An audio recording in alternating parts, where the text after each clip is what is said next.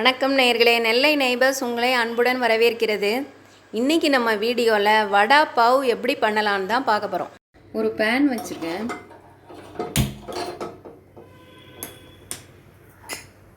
கொஞ்சமாக எண்ணெய் ஊற்றிக்கலாம். கடுகு உளுந்தம் பருப்பு போட்டுக்கலாம். கடுகு உளுந்தம் பருப்பு நல்லா பொரிஞ்சிச்சு. கருவேப்பிலை சேர்த்துக்கலாம். இதோட 2 பச்சை மிளகாய் பொடியாக நறுக்கி வச்சுருக்கேன், அதையும் சேர்த்துக்கலாம்.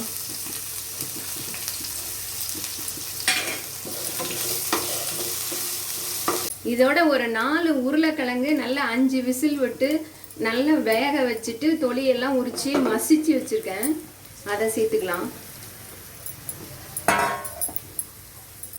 இதோட கொஞ்சமாக மஞ்சள் பொடி சேர்த்துக்கலாம். இதுக்கு தேவையான அளவு உப்பு சேர்த்துக்கலாம். நல்லா கிண்டியாச்சு. இதோட அடுப்பை ஆஃப் பண்ணிடலாம்.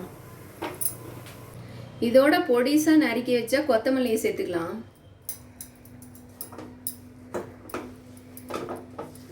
நல்லா கிண்டி விட்டாச்சு. இப்போ இது ஆறட்டும். இப்போ ஒரு கடாய் வச்சுருக்கேன். இதில் கொஞ்சமாக எண்ணெய் ஊற்றிக்கலாம். ஒரு 18 பூண்டு சேர்த்துக்கிறேன்.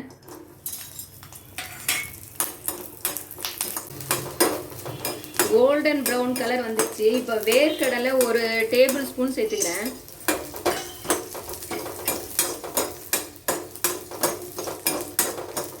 இதோட 1 ஸ்பூன் வெள்ளை எள்ளு சேர்த்துக்கிறேன்.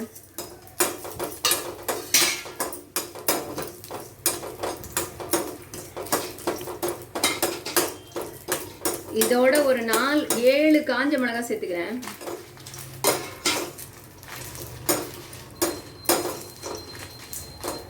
இதோட ஒரு 2 டேபிள் ஸ்பூன் தேங்காய் பூ சேர்த்துக்கிறேன்.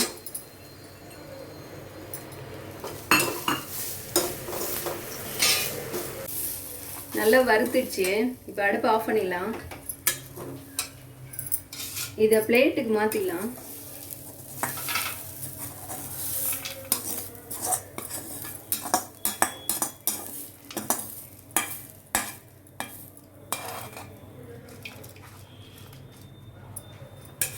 இது ஆறட்டும்.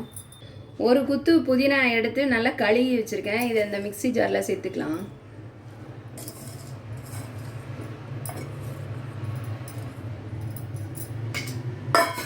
கொஞ்சமாக கொத்தமல்லி இலை எடுத்து கழுவி வச்சுருக்கேன், அதையும் சேர்த்துக்கலாம்.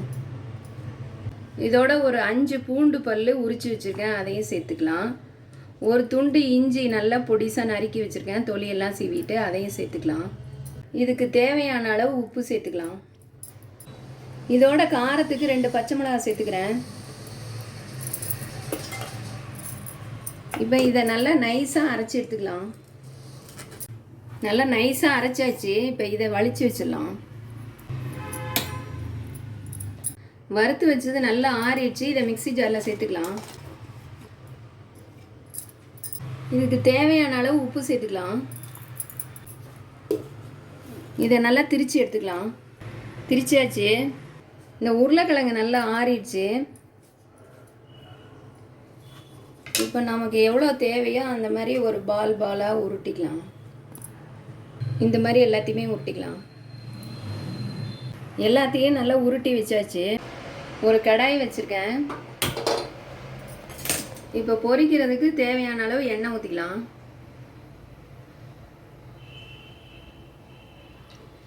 எண்ணெய் காயட்டும். இதில் ஒரு 3 கரண்டி கடலை மாவு சேர்த்துக்கலாம்.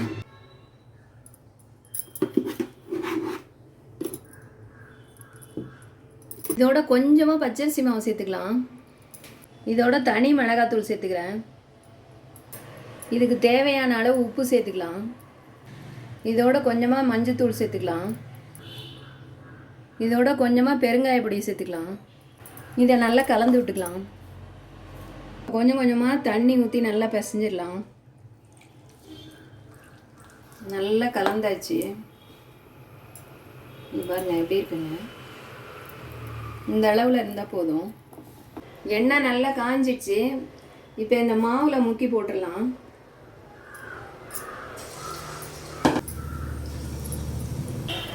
நல்லா வெந்துடுச்சு, எடுத்துடலாம்.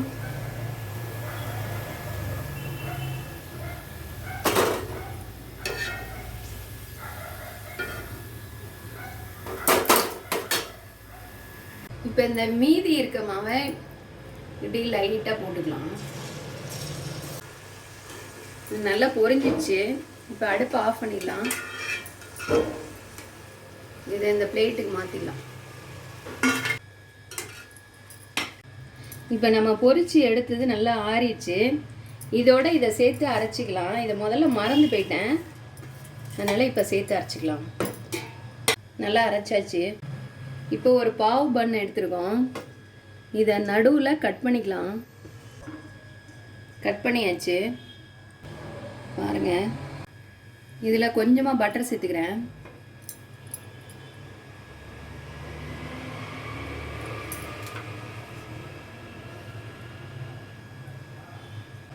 இதோட கொஞ்சமாக அந்த சட்னி சேர்த்துக்கலாம்.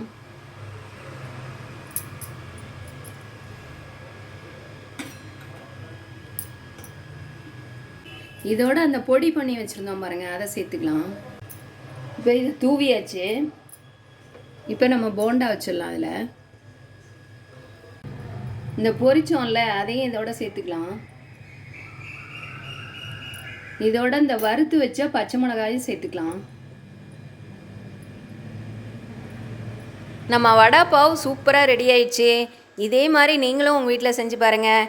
இந்த வீடியோ உங்களுக்கு பிடிச்சிருந்தா லைக் பண்ணுங்கள், ஷேர் பண்ணுங்கள், கமெண்ட் பண்ணுங்கள், சப்ஸ்கிரைப் பண்ணுங்கள். அப்படியே பக்கத்தில் உள்ள பெல் பட்டனையும் கிளிக் பண்ணுங்கள். நன்றி.